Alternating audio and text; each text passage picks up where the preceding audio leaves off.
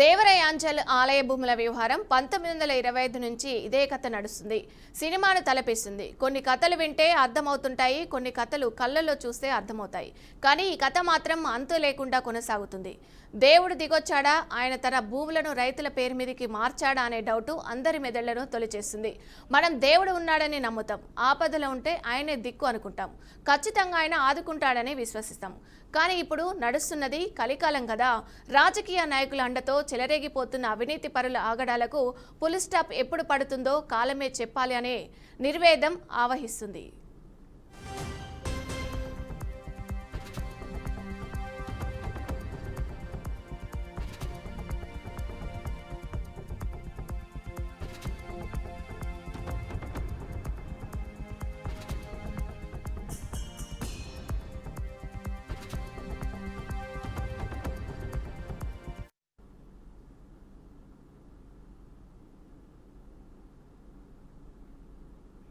దేవరయాంచల్ భూములకు దిక్కెవరనేది $1,000,000 ప్రశ్నగా మిగిలిపోయింది.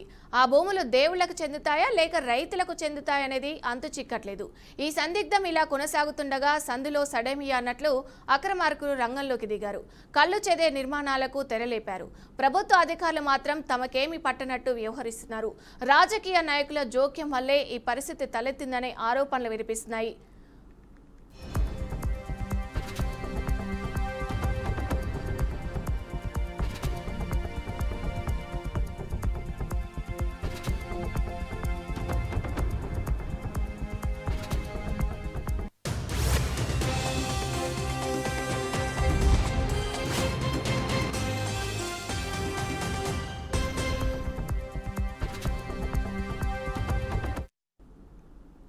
మునిసి కమిషనర్ సాక్షిగా సాగిన ఈ దందా జీహెచ్ఎంసీలో ఆగేనా అని స్థానికులు ప్రశ్నిస్తున్నారు.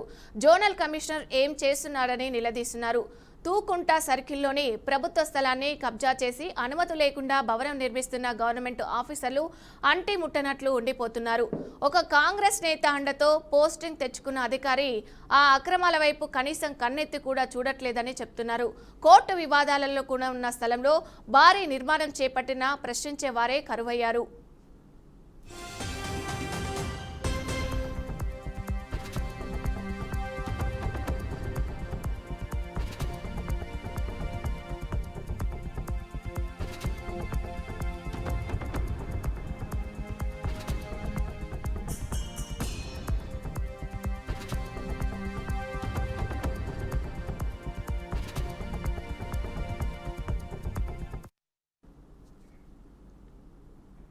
(1925/1926) భూ రికార్డుల ప్రకారం 1,521 ఎకరాల స్థలం దేవుడి పేరు మీద ఉంది.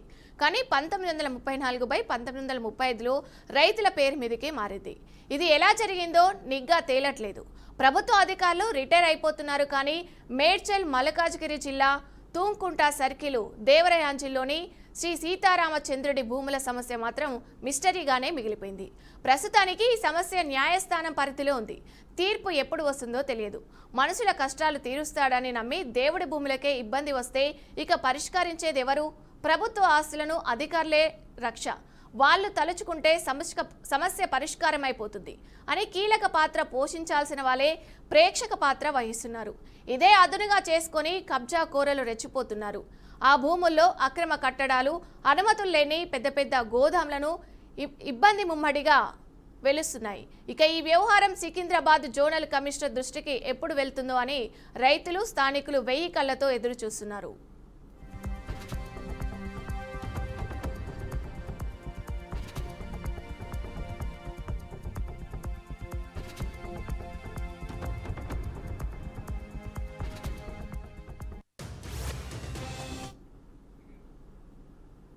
ఇక ఇదే అంశంపై పూర్తి సమాచారం మా ప్రతినిధి సుప్రియ లైవ్ లో అందిస్తారు.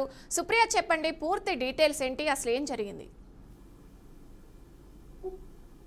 ఎస్ విజయ. అయితే ఇక్కడ మల్కాజ్గిరి నియోజకవర్గంలోని దేవయాంజంలో చూసుకుంటే అయితే సీతారాముల గుడికి చెందిన భూమి అయితే ఇటు భూములు కబ్జా అయినట్టు తెలుస్తుంది. అయితే చాలా వరకు కూడా ఇటు ఏదైతే కాంగ్రెస్ ప్రభుత్వం నుంచి అయితే ఒక పోస్టింగ్ ఉన్న అధికారి పోస్టింగ్ ఉండడంతో మాత్రము కాంగ్రెస్ అండగానే తీసుకొని ఇదంతా చేసినట్టు కూడా తెలుస్తుంది. అయితే 1925, 26లో చూసుకుంటే అది దేవుడి పైన భూమి ఉండేది. కానీ ఇప్పుడు 1934, 35గా వచ్చేసరికి అది రైతుల మీదకి మారింది. అయితే ఇక్కడ స్థానికులు కూడా ఒకప్పుడు దేవుడి పేరు పైన ఉండే భూమి ఇప్పుడు ఇటు రైతులపైకి రావడానికి గల కారణాలు ఏంటో కూడా ఇప్పటివరకు తెలియట్లేదు. అసలు దాన్ని ఎవరు మార్చారనే దాని పైన కూడా ఇంకా కూడా అది అంతు చిక్కడం లేదని చెప్పాలి. అయితే 1925 నుంచి చూసుకుంటే ఇప్పటి వరకు కూడా ఇంకా కూడా ఈ భూములకు సంబంధించి కూడా అదే కొనసాగుతుందని చెప్పాలి. అయితే ఇప్పటివరకు కూడా చూస్తే కూడా ఇటు మున్సిపల్ కమిషనర్ సాక్షిగానే ఇటు దందాలు కూడా జరుగుతున్నట్టు కూడా ఇటు స్థానికులు చెప్తూ ఉన్నారు. అయితే ఇప్పటి వరకు కూడా ఇటు జోనల్ కమిషనర్స్ కూడా వస్తున్నారు, మారిపోతూ ఉన్నారు పోస్టింగ్ లో.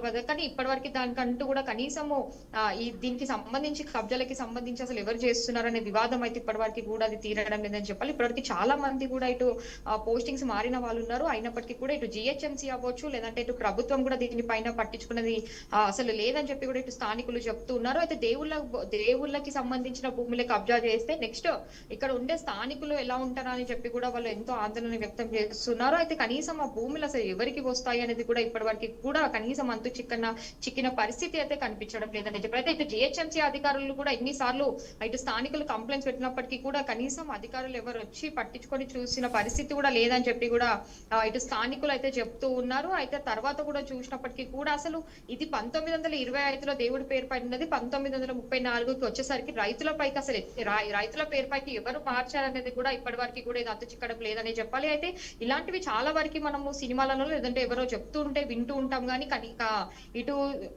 ఇటు సంబంధించి దేవయాంజకి సంబంధించిన స్థానికులు అయితే కళ్ళతో చూసినప్పటికీ కూడా ఇంకా కూడా వాళ్ళకి దీనికంటూ ఒక పరిష్కారం కూడా లేకుండా పోతుందని చెప్తున్నారు. అయితే సికింద్రాబాద్ కంటోన్మెంట్ జోనల్ కమిషనర్ కి అది ఎప్పటి వరకు వస్తుందా అని చెప్పి కూడా వాళ్ళు కూడా ఎదురు చూస్తున్నారు. కనీసం అప్పటి వరకు వస్తే ఈ భూ కబ్జాల గురించి ఒక పరిష్కారం దొరుకుతుందని కూడా వాళ్ళు చూస్తున్నారు. ఎన్ని పలుమార్లు వాళ్ళు జోనల్ కమిషనర్స్ కి చెప్పినప్పటికీ కూడా కనీసం చూసి చూడనట్టు కూడా వ్యవహరిస్తున్నట్టు కూడా తెలుస్తుంది. అయితే దీని వెనకాల మాత్రం ఇటు ఒక కాంగ్రెస్ కి సంబంధించిన ఒక పొలిటీషియన్ చెయ్యి ఉన్నట్టు కూడా తెలుస్తుంది. అంటే కాంగ్రెస్ దంతాలోనే ఇదంతా జరుగుతున్నట్టు కూడా ఇటు స్థానికులు అయితే చెప్తున్నారు విజయ.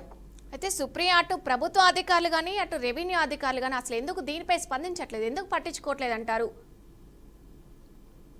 సో దీనికి సంబంధించి మనం ముఖ్యంగా మాట్లాడుకుంటే ఇటు అధికారులు మొత్తం మనకు ఇప్పుడు ఉన్న ప్రభుత్వం చేతిలో ఉండడంతో అయితే వాళ్ళ అండదండాలతోనే ఇదంతా చేస్తున్నారు. కాబట్టి ఇప్పుడు ప్రభుత్వం అనేది ఇటు ప్రభుత్వం చేతిలో అధికారులు ఉన్నారు కాబట్టి దీన్ని పట్టించుకున్న పరిస్థితి కనిపించడం లేదని కూడా స్థానికులైతే అనుమానాలు కూడా వ్యక్తం చేస్తున్నారు. అయితే తుంకుంటలో కూడా చూసుకుంటే కూడా ఇటు సర్కిల్స్ లో సంబంధించిన జాగాలు కూడా కబ్జా అయినప్పటికీ కూడా అసలు కనీసం అధికారులు ఎవరు పట్టించుకున్న పరిస్థితి కనిపిస్తుంది. అంటే ఒక దేవుడికి గుడికి కూడా కబ్జాలు చేసే స్థితికి మాత్రం ఇక్కడ వచ్చిందనే చెప్పాలి. అయినప్పటికీ అధికారులు చూసి చూడనట్టు కూడా వ్యవహరిస్తున్నారు. ఎన్నిసార్లు జిహెచ్ఎంసీ అధికారులు చెప్పినప్పటికీ కూడా చూసి చూడనట్టు పక్క నుంచి వెళ్ళిపోయిన పరిస్థితి కూడా మనకు ఇక్కడ ఈ సీతారామచంద్ర ఆలయం దగ్గర కనిపిస్తుందని చెప్పాలి. ఇదంతా కాంగ్రెస్ కి సంబంధించిన ఒక రాజకీయ నాయక చేతులు ఉండడం వల్లనే ఇటు అధికారులు కూడా దాన్ని పెద్దగా పట్టించుకున్న పరిస్థితి కనిపిస్తలేదు. అది కాంగ్రెస్ ప్రభుత్వంకి సంబంధించిన ఎవరైతే ఉన్నారో ఒక పొలిటీషియన్ ఉన్నారని చెప్పి ఒకటి వినిపిస్తుంది. అయితే ఆయన అంతదండాలతోనే ఎవరికి భయపడకుండా అధికారులు కూడా ముందుకు కొనసాగుతున్నారు విజయ.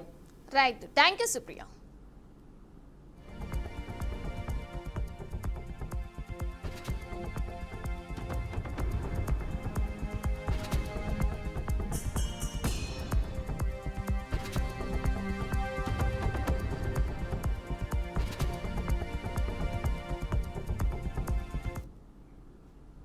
ఈ bulletin updates keep watching BRK news Telugu డిసెత్తా.